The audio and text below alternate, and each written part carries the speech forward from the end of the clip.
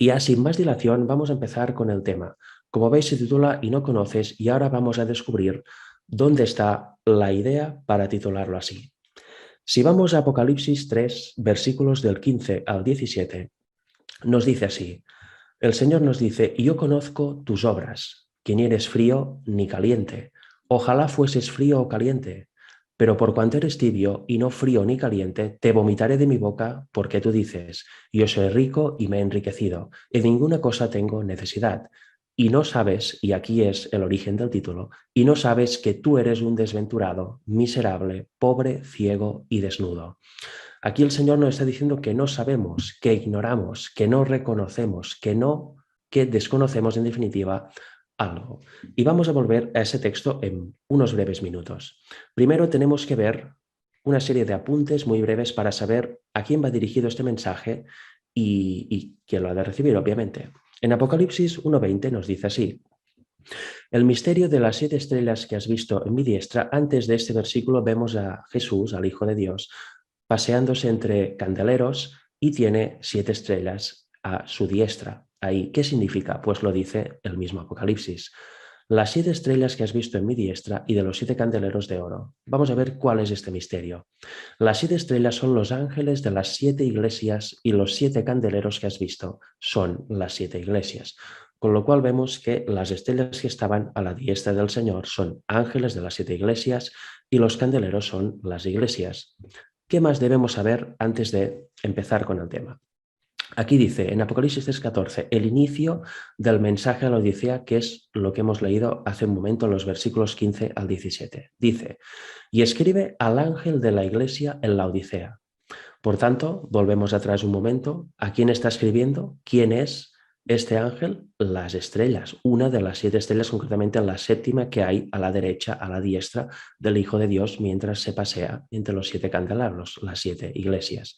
Por tanto, se escribe al ángel de la iglesia. He aquí el amén, el testigo fiel y verdadero, el principio de la creación de Dios. Dice esto. Ahora recurriremos también al espíritu de profecía, veremos un par de citas para descubrir qué son estas 7 estrellas y qué son estos ángeles a los cuales va dirigido el mensaje. En su mano dice, hay 7 estrellas que representan los ministros de las iglesias. Y eso está en la edificación del carácter, página 75, párrafo 2.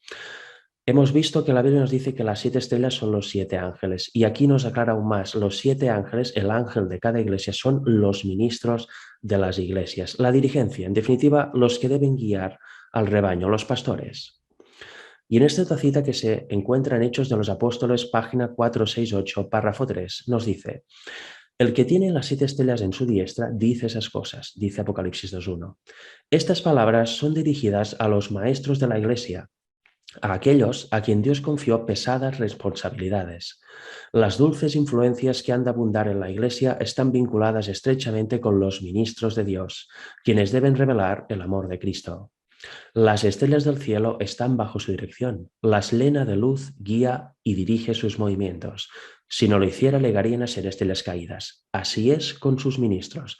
Con lo cual, aquí lo vemos de nuevo. Los ministros, los pastores, los maestros de iglesia son las personas las cuales tienen las responsabilidades de cuidar el rebaño y de guiar al rebaño. Y estos son los ángeles a los cuales van dirigidos los mensajes a las 7 iglesias. Y hay que tener cuidado también aquí porque Dios mismo, el Hijo de Dios, las llena de luz, guía y dirige sus movimientos. Dios ha de guiar a esos maestros, a esos pastores, ya que si en algún momento ellos se desvían o Dios ya no los guía porque ellos lo rechazan, llegan a ser estrellas caídas, con lo cual lo que predicarían serían mensajes no provenientes de Dios y empezaría a entrar toda ave inmunda en aquellas congregaciones y en los propios ministros. Sigue diciendo, son instrumentos en sus manos y todo lo bueno que pueden hacer es realizado por medio del poder divino. Todo lo bueno que pueden hacer ellos y también nosotros, por supuesto, todo humano que se entrega al Señor, lo puede hacer solamente a través del poder divino. Y eso también lo vamos a ver a lo largo de los temas de esta semana. Luego dice, por medio de ellos se difunde la luz del Salvador, quien ha de ser su eficiencia. Si tan solo miraran a Él como Él miraba al Padre, serían capacitados para hacer su obra. Cuando dependan de Dios, Él les dará su esplendor para reflejarlo al mundo. Con lo cual aquí ya vemos una idea que obviamente vamos a ir desarrollando, que si los ministros y también, por ende, si todas las personas que quieren ser fieles a Dios y quieren caminar realmente con Dios, miran al Padre como Él miró, tienen la confianza total con el Padre como Él la tuvo, seremos y serán capacitados para hacer la obra de Dios. Si no, serán nuestras propias obras y ya no vendrán acompañadas del poder divino, con lo cual seremos mancos. Luego, en el manuscrito 33, párrafo 6 del año 1894, encontramos algo muy interesante también. Nos dice: el mensaje para la iglesia de la Odisea es sumamente aplicable para nosotros como pueblo. Eso ya obviamente en los tiempos de Elena White. Ahora también es la última iglesia. Ha sido presentado delante de nosotros durante mucho tiempo, pero no se le ha prestado la debida atención. Cuando la obra de arrepentimiento sea ferviente y profunda, los miembros de la Iglesia comprarán individualmente las ricas mercaderías del cielo. Primero debe haber arrepentimiento y ha de ser de forma ferviente, de forma inteligente, siendo consciente de ello y profundamente. Luego podremos comprar lo que nos da Cristo, que también está en el mensaje de Odisea y lo veremos más adelante. Pero ya vemos, en los tiempos de Elena White ya había sido presentado ampliamente este mensaje. Luego veremos por quién es y a qué es igual este mensaje. Pero no se le prestó la debida atención. Y yo digo, ahora tampoco le prestamos la debida atención, ni muchísimo menos. Dice la carta 24 en su párrafo 41, que es el último, del año 1892. Quedaos con esta fecha también porque es importante. Dice: ha estado resonando el mensaje a la Odisea. Tomad este mensaje en todas sus fases y propagadlo a la gente doquiera la providencia abra el camino. La justificación por la fe y la justicia de Cristo son los temas que deben presentarse a un mundo que perece. Con lo cual aquí vemos lo que os decía antes: ¿a qué se asemeja, qué es igual el mensaje a la Odisea, al mensaje del testigo fiel? Igual al mensaje de la justicia por la fe, al mensaje de la justicia de Cristo. ¿Y por qué se había presentado ampliamente? Porque ya se presentó en 1888 por parte de los hermanos Waggoner y Jones. Y aquí dice: ha estado resonando el mensaje, pero nunca se le prestó la debida atención. La gran mayoría o lo rechazó o no le prestó la debida atención, con lo cual tenemos que revertir eso, cada uno a nivel individual también, pero también a nivel denominacional, y empezar a prestarle la atención, porque luego veremos que lo que no conocemos es de vital importancia para poder estar de pie cuando venga Cristo y para poder prepararnos. Esa es la preparación real para poder dar el fuerte pregón y que los eventos finales empiecen a suceder ya sin fin hasta la segunda venida de Cristo. Fijaros, volvemos a el mensaje de la Odisea. Apocalipsis 3, versículos del 15 al 17, lo que hemos leído antes. Yo conozco tus obras, que ni eres frío ni caliente. Ojalá fueses frío o caliente. Vemos que el Señor conoce nuestras obras. Pero por cuanto eres tibio y no frío ni caliente, te voy a vomitar de mi boca, te vomitaré de mi boca, porque tú dices: yo soy rico y me he enriquecido y de ninguna cosa tengo necesidad.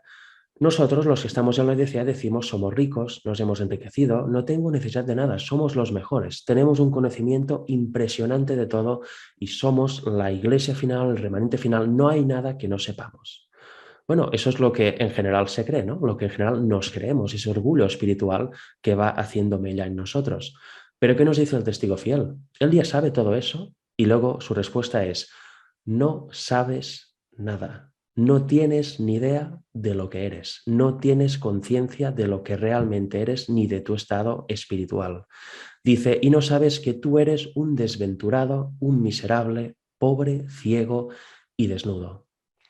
Nos creemos ricos porque en nuestras obras, en nuestras propias obras, pues hacemos esto y aquello y tenemos ideas y venga a pensar y venga a avanzar, ¿no? Teóricamente, somos ricos, tenemos muchos miembros, hay muchos bautizos, no tenemos necesidad de nada. Los que están fuera son los peores, son los apóstatas, son los que deben venir aquí porque aquí está toda la riqueza. Pero el Señor nos dice: no sabéis vuestro estado, no sois conscientes, sois todo lo contrario a lo que os creéis.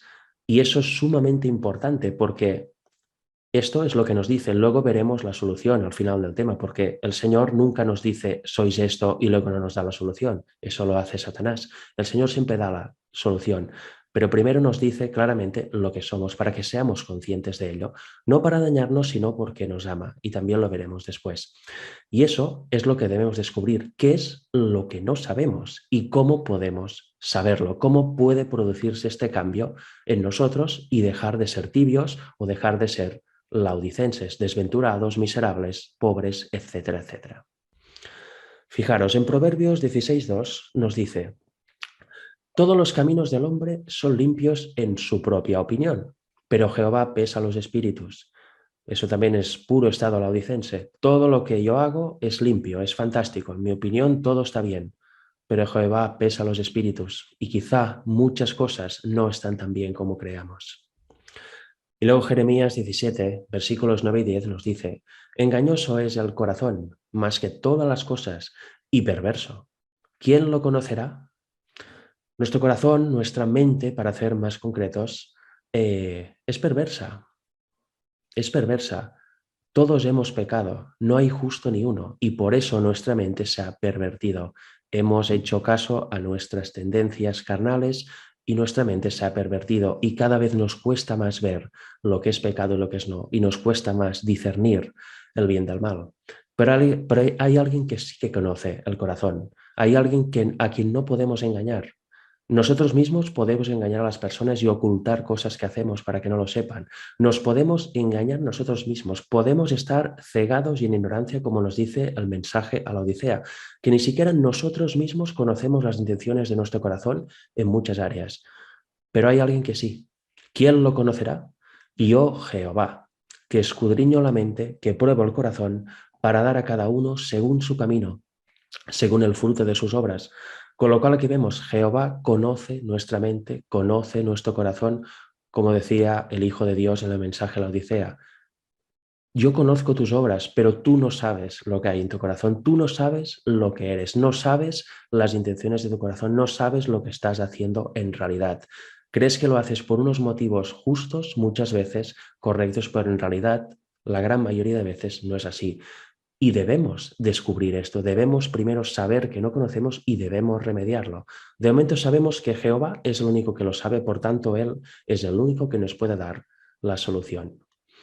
Vamos a ver este problema de no reconocer las intenciones del corazón y no reconocer el pecado oculto que tenemos todos, ya un poco en la historia bíblica. Lo vamos a hacer brevemente, vamos a ir al inicio de todo, a la creación. Vamos a ir a Génesis, justo después de que Adán también comiera del fruto prohibido y el pecado entrara al mundo. Fijaros que dice Génesis 3, versículos 8 y 10. Y oyeron la voz de Jehová Dios, que se paseaba en el huerto, al aire del día, y el hombre y su mujer se escondieron de la presencia de Jehová. Ahí habían pecado, hasta entonces tenían comunión directa con el Señor. Cada sábado les daba lecciones, les explicaba durante el día también con los ángeles, les enseñaba, era todo placentero, era todo paz y había una comunión perfecta con su Creador. Pero al momento de pecar, oyen al Señor pasear por el huerto y ¿qué hacen? Lo primero que hacen no es ir a recibirle, no es ir a abrazarle, no es ir, oh, qué bien, ha venido el Señor, vamos a verle, como hacíamos cada día antes de pecar, sino que se escondieron. Se escondieron de la presencia de Jehová, hubo una vergüenza ahí. Al saber que habían pecado y al ver que el Señor estaba ahí, se escondieron, a ver si quizá no les ve. Se escondieron entre los árboles del huerto y él respondió: oí tu voz en el huerto, eso es el versículo 10, porque Jehová le hace una pregunta a Adán, diciéndole ¿por qué te escondes? Y Adán responde: oí tu voz en el huerto y tuve miedo, porque estaba desnudo y me escondí. Aquí vemos otra reacción típica cuando ya se está en pecado. Teme, tiene miedo. Hay el Señor ahí y ya no quiere estar en su presencia. Tiene vergüenza, tiene miedo, temor y aparte conoció que estaba desnudo y por eso se escondió. Antes de eso no sabía la pareja que estaban desnudos, pero a partir del pecado sí, y por eso fueron a recoger unas hojas de higuera y se vistieron con ellas. Ahí reconoce que está desnudo, tiene miedo, tiene temor y aparte tiene vergüenza de estar ante la presencia de Jehová. Y 1 de Juan 4:18 nos dice: en el amor no hay temor, sino que que el perfecto amor echa fuera el temor, porque el temor lleva en sí castigo, de donde el que teme no ha sido perfeccionado en el amor. Aquí vemos, antes de la entrada del pecado, no había ningún problema en Adán y Eva. Estaban en unión directa con el Señor, no tenían ni vergüenza, ni temor, ningún miedo, estaban en paz y disfrutando en gozo en el jardín que les había preparado el Señor. Pero aquí ya vemos que después de la entrada del pecado sí que hay ese temor. ¿Por qué? Porque en el fondo sabía que algo había pasado ahí, habían hecho algo mal, tenían miedo a las consecuencias y sabían que habría un castigo. La consecuencia de no comer, de comer del árbol del bien y el mal, era un castigo. Era el único mandamiento que les dio. Claramente les dijo, no comáis de este árbol, comed de todos los otros, pero de este no. Con lo cual ahí vemos que el amor ágape del Señor que estaba en ellos ya había desaparecido, ya no estaban en perfecto amor, sino que estaban en temor, miedosos. Por eso dice aquí que el que teme no ha sido perfeccionado en el amor. Antes sí, pero en el momento del pecado ya no somos perfeccionados en el amor. Debemos volver a esto por medio de Cristo. Y fijaros, en los versículos 11 al 13, siguiendo con el relato de Génesis 3, vemos algo más. Dice, y Dios le dijo a Adán, ¿quién te enseñó que estabas desnudo? ¿Has comido acaso del árbol que yo te mandé no comieses? Y el hombre respondió, la mujer que me diste por compañera me dio del árbol y yo comí. Aquí vemos otro rasgo característico que seguro que se ha manifestado muchísimas veces en nuestras vidas. No reconocer la culpa propia. Dice, la mujer que tú me diste. Adán estaba culpando al Señor, prácticamente. Él no era consciente de eso, pero en su interior, lo que hay en su interior ya pecaminoso se manifestó así. Tú me diste esta mujer, la sacaste tú de mi costilla y mira, me dio del árbol, el fruto del árbol, y yo lo comí, con lo cual no es culpa mía, ¿no? Vino a decir. Y luego Jehová le pregunta a la mujer, mujer, ¿qué es lo que has hecho? Y dijo la mujer, la serpiente me engañó y comí. Tampoco quería reconocer su culpa, quería excusarse, ¿no? Aquí vemos las excusas típicas. No, no, no, yo le di de comer, pero fue porque el otro me engañó. O sea que la culpa para el otro, ¿no? A mí que no me miren.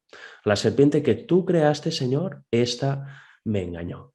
Aquí vemos otra terrible realidad, otra horrenda realidad de lo que hace el pecado en nosotros cuando no estamos en consonancia con el Señor. Culpar a Dios mismo de que es culpa suya que yo pecara. Eso le vino a decir Adán. Realmente terrible. Ese es nuestro estado, es el típico estado laodicense también. Aquí dice, en Romanos 8, primera parte del versículo 7, por cuanto los designios de la carne son enemistad contra Dios. Y en Santiago 4:4 lo mismo, oh almas adúlteras, ¿no sabéis que la amistad del mundo es enemistad contra Dios? Cualquiera pues que quiera ser amigo del mundo se constituye enemigo de Dios. Aquí hemos visto que en el relato de la creación ya se había generado esta enemistad del hombre, de la humanidad, con Dios o contra Dios. Ya se estaba culpando al Señor del pecado en el fondo. Y la amistad con el mundo, la amistad con el pecado es enemistad contra Dios. Ahí ya no había este gozo, ya no había esta unión. El pecado había iniciado la separación entre el hombre y su propio creador. En Salmos 26:2 y Salmos 19:12 veremos otro ejemplo que hay en la Biblia de intenciones del corazón no conocidas, pecados o, sí, intenciones, mejor dicho, que hay en nuestro corazón que no conocemos y se pueden manifestar en el momento oportuno y debemos recurrir al Señor para que nos las muestre y podamos arrepentirnos también. Dice, escudriñame, oh Jehová, y pruébame, examina mis íntimos pensamientos y mi corazón. David lo tenía muy claro, sabía que hay algo que no conocía. Y dice, Señor, tú que eres el único que puedes, porque así hemos visto que dice Jeremías, examina mis pensamientos más íntimos, lo más profundo de mi ser, examínalo y dímelo. ¿Quién podrá entender sus propios errores? Dice el siguiente salmo, líbrame de los que me son ocultos. Aquí claramente David está diciendo que hay cosas que no conoce. No son pecados cometidos que está escondiendo a otros, que está ocultando a otros, sino que son cosas, tendencias que hay en él que él mismo no conoce y le dice al Señor que le libre de eso, que le da a conocer de eso, que le libre y se pueda, en el fondo, arrepentir. Le está pidiendo al Señor, que es el único que sabe, que le muestre esto que no conoce en su interior. Luego vamos a ver el relato también, para finalizar este apartado, de Pedro, un claro ejemplo en el Nuevo Testamento de un estado laodicense en el fondo. Y Pedro no era un cualquiera, Pedro no era una persona del mundo, no era una persona que ni siquiera conoce nada de las Escrituras, no era una persona que no estuviera, digamos, que estuviera desunida del Señor. Pedro fue un apóstol del Señor, estuvo los 3 años y medio de ministerio del Señor con él, aprendió directamente de él y luego fue un apóstol absolutamente impresionante junto con Pablo. Pero antes de ser absolutamente impresionante ya en los tiempos después de la muerte de Jesús, vemos que Pedro mismo no se conocía para nada y estaba andando con Jesús, ¿eh? Con lo cual, eso lo digo porque aquí no se salva nadie. A veces pensamos, no, yo estoy bautizado, soy de iglesia, yo no me aplica eso. Bueno, estado laodicense. Nos creemos ricos, nos creemos que lo sabemos todos, pero en realidad somos todo lo contrario. Y aquí vemos un claro ejemplo. Pedro dijo a Jesús, aunque todos se escandalicen de ti, yo nunca me escandalizaré. Jesús le dijo, de cierto te digo que esta noche, antes que el gallo cante, me negarás 3 veces. Jesús sí que discernía los pensamientos del corazón. Y le dijo, estás equivocado, no te conoces, tú me vas a negar 3 veces antes de que cante el gallo. Y Pedro le dijo, insistió, aunque me sea necesario morir contigo, no te negaré. Y todos los discípulos dijeron lo mismo. Bueno, avancemos un poco en el relato y ahora ya estamos con Jesús apresado. ¿Qué dice aquí en Mateo 26 del 69 al 74? Pedro estaba sentado fuera en el patio y se le acercó una criada diciendo, tú también estabas con Jesús el Galileo. Mas él negó delante de todos diciendo, no sé lo que dices. Saliendo él a la puerta, le vio otra y dijo a los que estaban allí, también este estaba con Jesús el Nazareno. Pero él negó otra vez con juramento, no conozco al hombre. Aquí lo juró incluso, juro que no conozco al hombre. Aún fue más allá. Y finalmente la tercera, un poco después, acercándose los que por allí estaban, dijeron a Pedro, verdaderamente también tú eres de ellos, porque aún tu manera de hablar te descubre. Entonces él comenzó a maldecir y a jurar, no conozco al hombre, y enseguida cantó el gallo. Aquí vemos, Pedro se creía muy seguro, se creía incapaz de negar al Señor, no, yo te soy fiel, te amo, no voy a negarte para nada, voy a estar ahí siempre contigo, te voy a defender, voy a dar la cara por ti, eso viene a decir, pero Jesús le dijo, no, conozco tu corazón, conozco las intenciones ocultas de tu corazón que tú no conoces y me vas a negar 3 veces. Y así fue, primero lo negó normal, luego ya empezó a jurar y al final incluso maldijo y juró airadamente, no conozco a este hombre, dejadme en paz, ¿verdad? Y cantó el gallo. Miremos qué pasó justo después. Eso no lo vamos a leer en Mateo 22, versículo 75, sino que lo vamos a leer en el mismo relato, pero en Lucas 22, versículos 61 y 62. Y he elegido este evangelio porque aquí dice un detalle que los otros no dicen, y es este. Entonces, vuelto el Señor, miró a Pedro. Los otros no dicen que Jesús le miró y me ha parecido muy importante recalcarlo. Vuelto el Señor, que estaba ahí, apresado, miró a Pedro. No me quiero ni imaginar la mirada de Jesús a Pedro. No me malentendáis, no para que sea mala ni mucho menos, ¿eh? Jesús lo miró con ternura, con amor. En el fondo con la mirada le dijo, te dije, Pedro, que me negarías 3 veces antes de que cantara el gallo. Pero con esa mirada de Jesús, ¿verdad? Esa mirada tierna, esta mirada que denotaba que estaba unido al Padre, esta mirada que denotó que ni siquiera pecó en pensamiento. Y Pedro, a través de esta mirada, le vino a la mente su realidad. Pedro se acordó de la palabra del Señor que le había dicho, antes que el gallo cante, me negarás 3 veces. Y Pedro, ya conociendo lo que era realmente, salió afuera y lloró amargamente. Pedro se dio cuenta de su desgraciada situación. Se creía fuerte, se creía incapaz de negar al Señor, se creía defensor de Jesús, pero no. Lo que había en su corazón y él no conocía es que había cobardía, había temor, había miedo a morir y por eso lo negó. Pero luego se dio cuenta y lloró amargamente. Ahí Pedro aprendió una lección que debemos aprender todos, cada uno individualmente y también a nivel denominacional, empezando por los ministros, de lo que no conocemos de nosotros, de lo que no conocemos o malinterpretamos de nuestra historia, para arrepentirnos y ver nuestro estado en realidad y poder revertirlo, poder comprar lo que luego veremos que nos da como solución el propio Jesús. Fijaros, en Hebreos 4:12 nos dice así, porque la palabra de Dios es viva y eficaz, y más cortante que toda espada de 2 filos, y penetra hasta partir al alma y el espíritu, las coyunturas y los tuétanos, y discierne los pensamientos y las intenciones del corazón.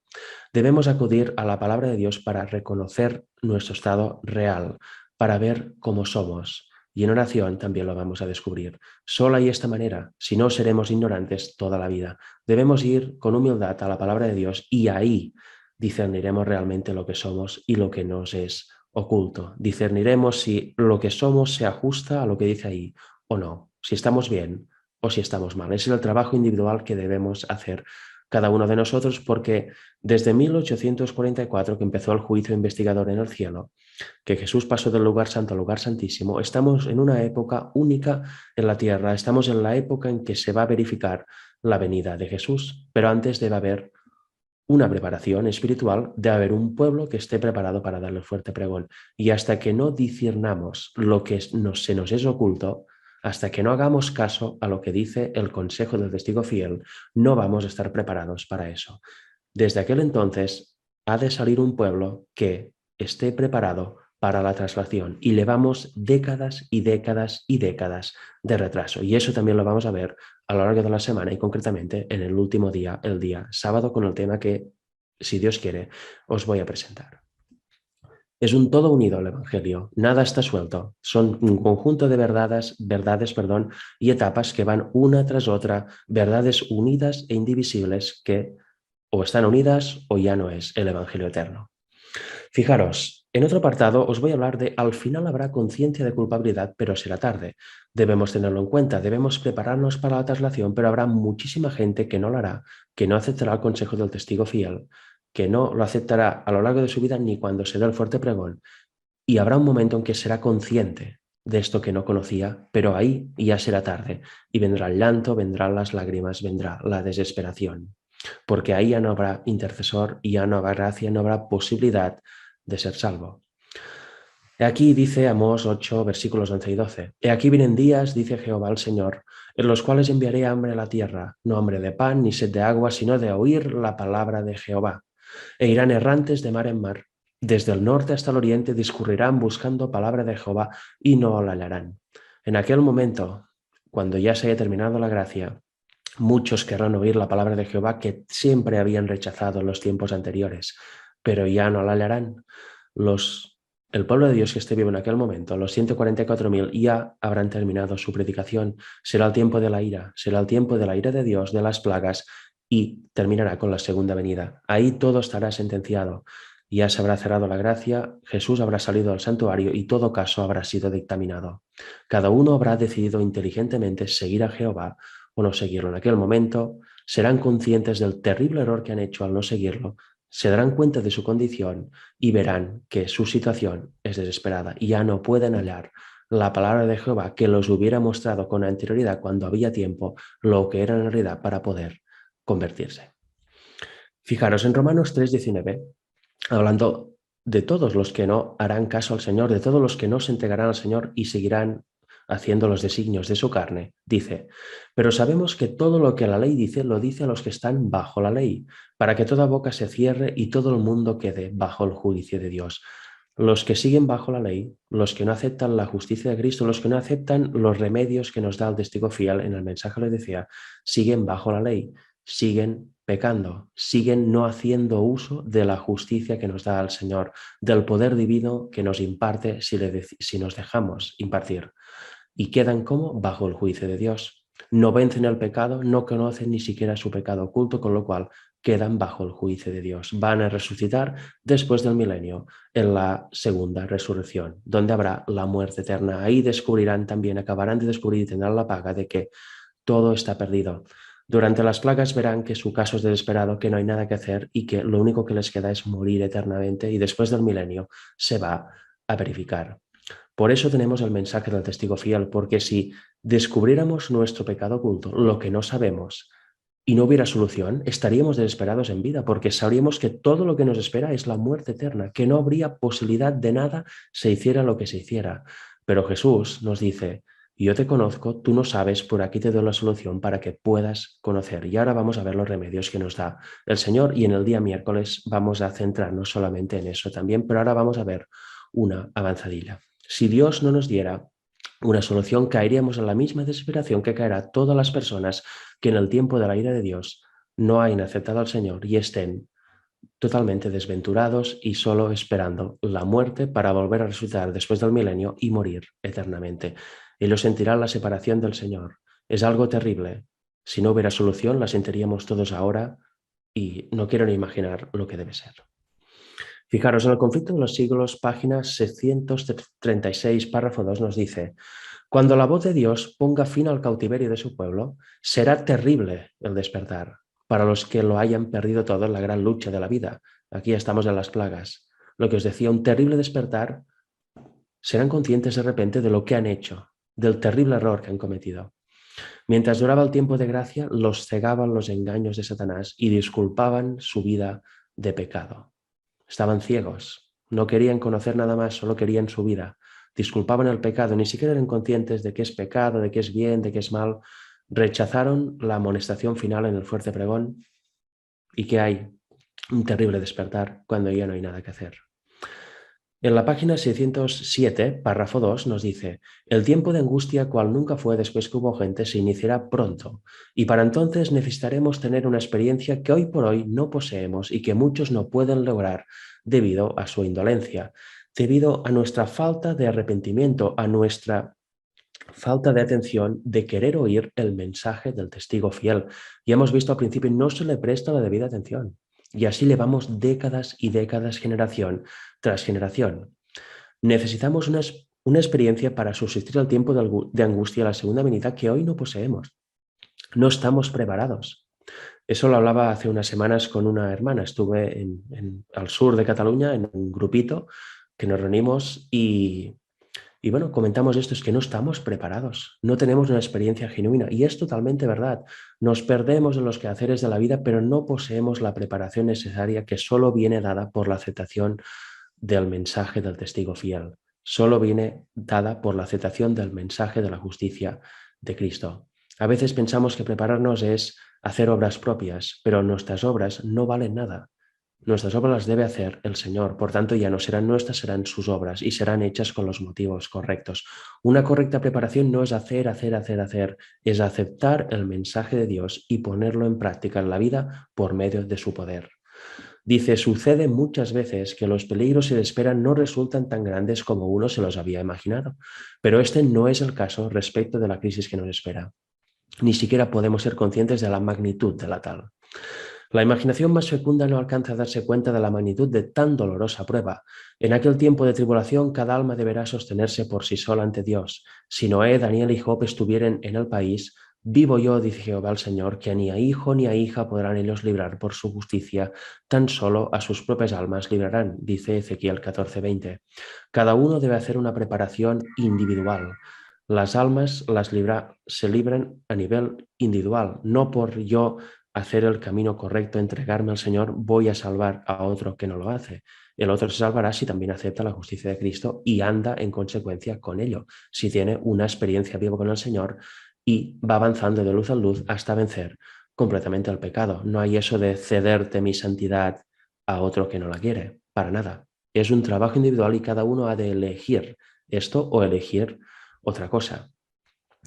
En el siguiente párrafo nos dice algo muy importante también, que iremos viendo a lo largo de la semana también. Ahora, mientras que nuestro gran sumo sacerdote está haciendo propiciación por nosotros, debemos tratar de llegar a la perfección en Cristo. A veces se habla de perfección y se escandaliza a la gente, incluso los propios hermanos adventistas. Uy, no, el pecado es imposible vencerlo. No se puede vencer. Eso es en la segunda venida. Pues no, señor. Nuestro carácter ha de ser transformado. El vencimiento del pecado ha de ser hecho mientras vivamos, mientras dura el tiempo de gracia. Lo que se transforma en la segunda venida, y eso lo dice claramente 1 Corintios 15, versículos finales, es nuestra carne. Nuestra carne sí que se va a transformar en el momento de la segunda venida, pero nuestro carácter ha de ser transformado aquí, en vida. Debemos tratar de llegar a la perfección en Cristo. Eso es totalmente opuesto al perfeccionismo, doctrina que dice que tenemos carne santa y por tanto ya no podemos pecar más. Eso es una aberración, es una herejía satánica que conduce precisamente a todo lo contrario, a seguir pecando y a la perdición absoluta. Y esa doctrina también fue totalmente combatida por los pioneros adventistas y a la propia Elena White. Si no recuerdo mal, en Mensajes Selectos tomo 1 hay un apartado que habla de eso, con lo cual perfección cristiana, que significa vencer el pecado en su totalidad, no tiene nada que ver con el perfeccionismo, no lo confundamos. Luego nos dice en azul, nuestro Salvador no pudo ser inducido a ceder a la tentación ni siquiera en pensamiento. Es muy importante esto, por lo que veremos el día viernes y por lo que veremos al final de esta cita. Satanás encuentra en los corazones humanos algún asidero en que hacerse firme. Es tal vez algún deseo pecaminoso que se acaricia por medio del cual la tentación se fortalece. Pero Cristo declaró al hablar de sí mismo en Juan 14:30, «Viene el príncipe de este mundo, mas no tiene nada en mí». Satanás no pudo encontrar nada en el Hijo de Dios que le permitiese ganar la victoria. Cristo guardó los mandamientos de su Padre y no hubo en él ningún pecado de que Satanás pudiese sacar ventaja. Cristo no pecó absolutamente jamás, ni siquiera en pensamiento. Nunca dio rienda suelta a las pasiones de su carne, a las tendencias al mal que hay en nuestra carne. Nunca dejó que las pasiones bajas subieran a su mente y contaminaran su divino carácter. Y atención, porque a veces decimos, bueno, Cristo era Cristo. No, Señor. Un correcto entendimiento bíblico de la naturaleza humana de Jesús nos dará una luz que realmente cuando la conocemos nos cambia también la vida. Y eso lo veremos al viernes, porque conocer la correcta naturaleza que adoptó Jesús cuando se hizo hombre es poder entender lo que vamos a leer ahora, en azul. Esta es la condición, la de estar que Satanás no pueda sacar ninguna ventaja de nosotros al habernos arrepentido de todos nuestros pecados, porque nosotros sí que hemos pecado, pero por medio de la justicia de Cristo y de su victoria en la cruz podemos arrepentirnos y volver a la condición de estar sin carga de pecado en nosotros, dice. Esa es la condición en que deben encontrarse los que han de poder subsistir en el tiempo de angustia. En el tiempo de angustia, el pueblo de Dios que esté vivo va a tener que vivir sin intercesor, porque Cristo habrá salido del santuario, ya se habrá cerrado la gracia, se vestirá como rey y vendrá a buscar a su pueblo. En aquel momento, si los 144.000 vivos que habrá en aquel momento, el pueblo de Dios vivo en aquel momento en las plagas, pecaran, se perderían para siempre, pero no van a pecar. Lo dice la Biblia, estos van a resistir hasta el final. Y esta es la condición en la que estarán, en la cual no habrá ningún pecado escondido en ellos. No habrá ningún pecado del cual no se hayan arrepentido. Estarán plenamente santos. Habrán lavado sus vestiduras completamente en el Señor. Habrán aceptado y vivido completamente la justicia de Cristo. En el siguiente párrafo nos dice, insistiendo en el tema, en esta vida es donde debemos separarnos del pecado por la fe en la sangre expiatoria de Cristo. Nuestro amado Salvador nos invita a que nos unamos a Él, a que unamos nuestra flaqueza con su fortaleza, nuestra ignorancia con su sabiduría, nuestra indignidad con sus méritos. La providencia de Dios es la escuela en la cual debemos aprender a tener la mansedumbre y humildad de Jesús. El Señor nos está presentando siempre, no el camino que escogeríamos y que nos parecería más fácil y agradable, sino el verdadero, el que lleva a los fines verdaderos de la vida. Hemos visto antes, ¿no?, en Proverbios, que el camino que el hombre elige siempre es el mejor, ¿no? Es lo que cree él mismo. Pero Jehová pesa los espíritus, y aquí lo dice también. Nosotros escogeríamos el camino más fácil, agradable, el que nosotros consideremos mejor, pero Jehová nos da el verdadero, el que es mejor en todo su sentido para nosotros. De nosotros está, pues, que cooperemos con los factores que Dios emplea en la tarea de conformar nuestros caracteres con el modelo divino. Ya lo he dicho antes, ¿cuál es nuestra tarea? ¿Cuál es nuestro objetivo en la vida? Transformar nuestros caracteres a semejanza del de Cristo, según el modelo divino. Es impresionante, es realmente impresionante, porque muchas veces eso se pierde de vista, pero cuando uno conoce esta gran verdad, entiende el cómo se puede vencer el pecado, el que se ha de vencer el pecado, etcétera, etcétera. Empieza a entender una parte esencial del Evangelio. La transformación de nuestro carácter ha de ser ahora, mientras estamos vivos, no cuando venga Cristo o cuando resucitemos. Ha de ser ahora, se conforma ahora. Ahora es cuando nos alistaremos en la lista de ser aptos para el cielo o no. Nadie puede descuidar o aplazar esta obra sin grave peligro para su alma. Y es evidente porque no sabemos cuándo iremos al descanso. Y últimamente estamos viendo muchas muertes. De un día están y el otro día no. Yo he encontrado mucha gente de mi entorno, no directo, algunos sí, pero otros no tan directos, pero que de repente hoy están, mañana no. Súbito, con lo cual no nos confiemos, nuestra vida no nos pertenece, no tenemos el control de nuestra vida diciendo, bueno, vamos a aguantar 10 años más, o 20, o hasta mañana. No tenemos este control, no sabemos el día que Dios nos va a llamar al descanso, con lo cual no podemos descuidar o aplazar esta obra de la transformación de nuestro carácter, es absolutamente vital.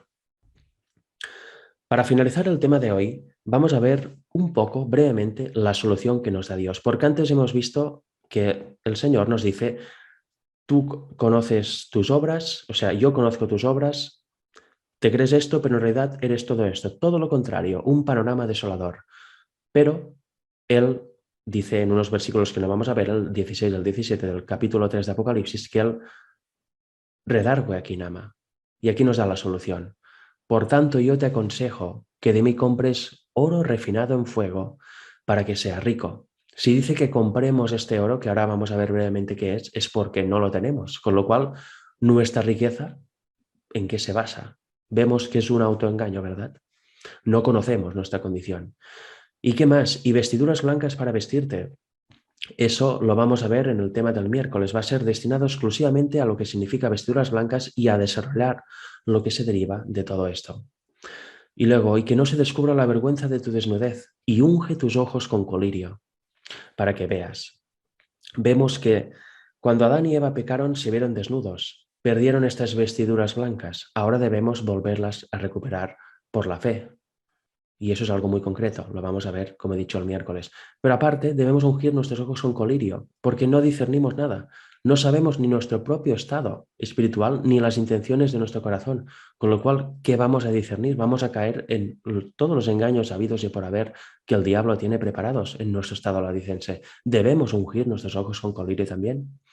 Para que veas, dice el Señor, yo reprendo y castigo a todos los que amo.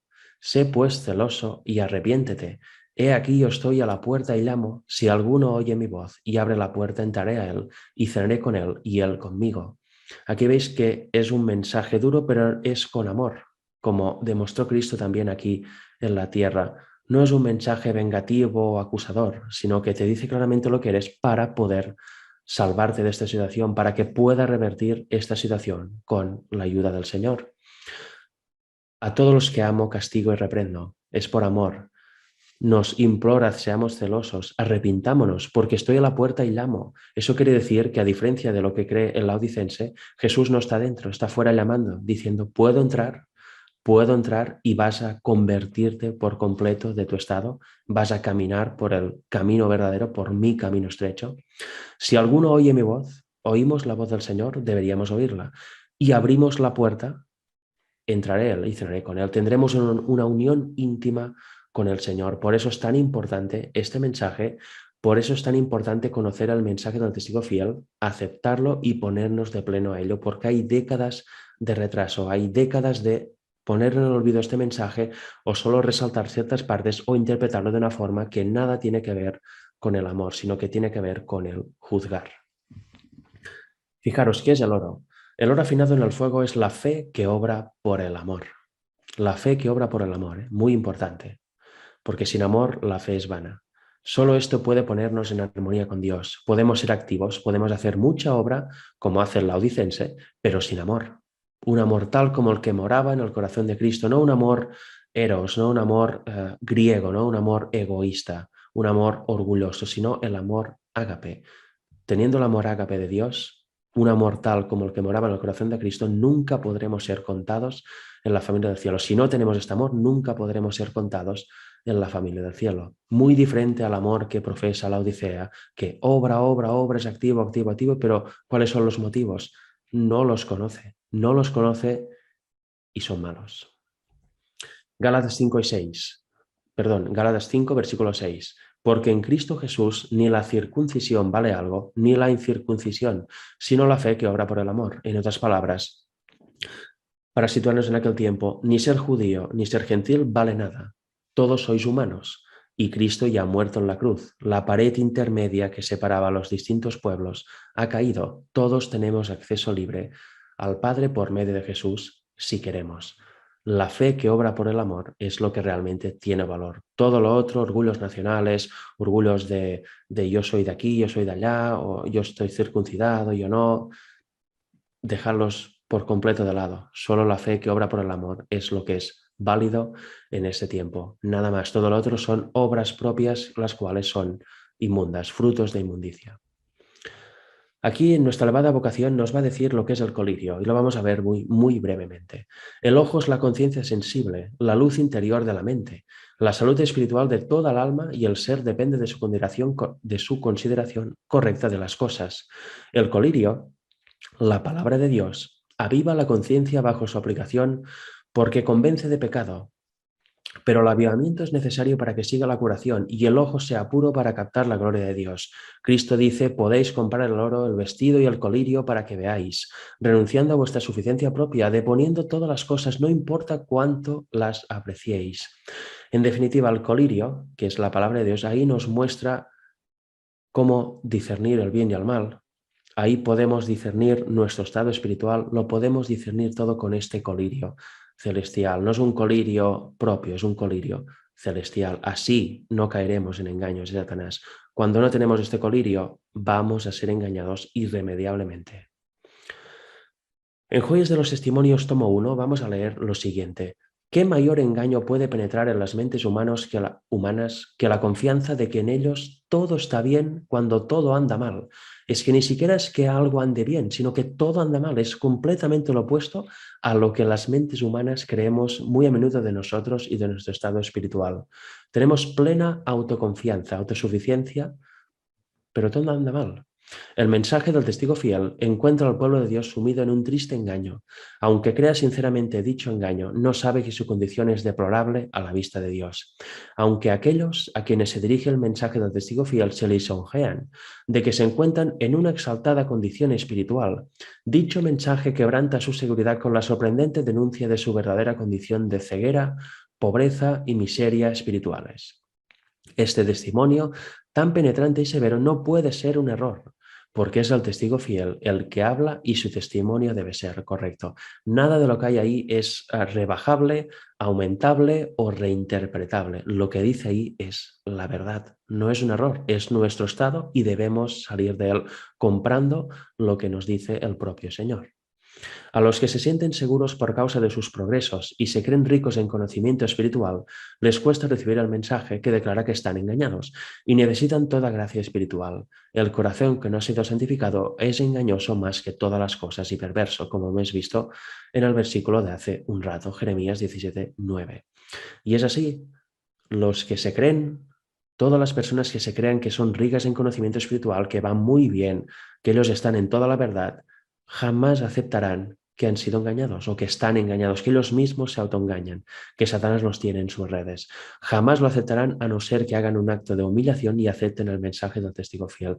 Luego verán la realidad de su vida, verán la realidad de su vida espiritual también y ahí puede haber el cambio. Pero si no, van a seguir en esta obra de engaño y quizás se van a encontrar al final con aquello que dice Mateo, diría que es capítulo 7. Apartaos de mí, nunca os conocí, hacedores de maldad. Y son gente que dice que hacía milagros, que hicieron de todo por el Señor, pero el Señor dice, para mí no lo habéis hecho por vosotros mismos, eran vuestras obras y ni siquiera los motivos eran correctos. Apartaos de mí, hacedores de maldad. Qué terrible condición, ¿verdad? Pues es la condición en la que está toda persona que no acepte el mensaje del testigo fiel. Y ahora para terminar vamos a leer un extracto de la Review Herald del 11 de abril de 1893. Vamos a leer este párrafo y el número 4. Nos dice así el párrafo 2. La verdad para ese tiempo, y eso lo leo porque ya es una especie de introducción o especie de hilo que nos va a llevar al tema del día miércoles, que se titula La justicia de Cristo. Dice, la verdad para este tiempo ha sido presentada por los santos oráculos. Mirad la fecha, es muy importante, en 1893. ¿Quiénes son estos santos oráculos a través de los cuales ha sido presentada la verdad para el tiempo, la verdad presente? Obviamente, Waggoner y Jones, y ahora la vamos a ver mejor. Y ha sido atestiguada por el poder del Espíritu Santo. Se ha demostrado claramente que en la justicia de Cristo está nuestra única esperanza de acceder al Padre. ¿Por qué digo que los oráculos son Waggoner y Jones? Primero, por la fecha y segundo, porque estos oráculos han demostrado claramente que en la justicia de Cristo está nuestra única esperanza de acceder al Padre.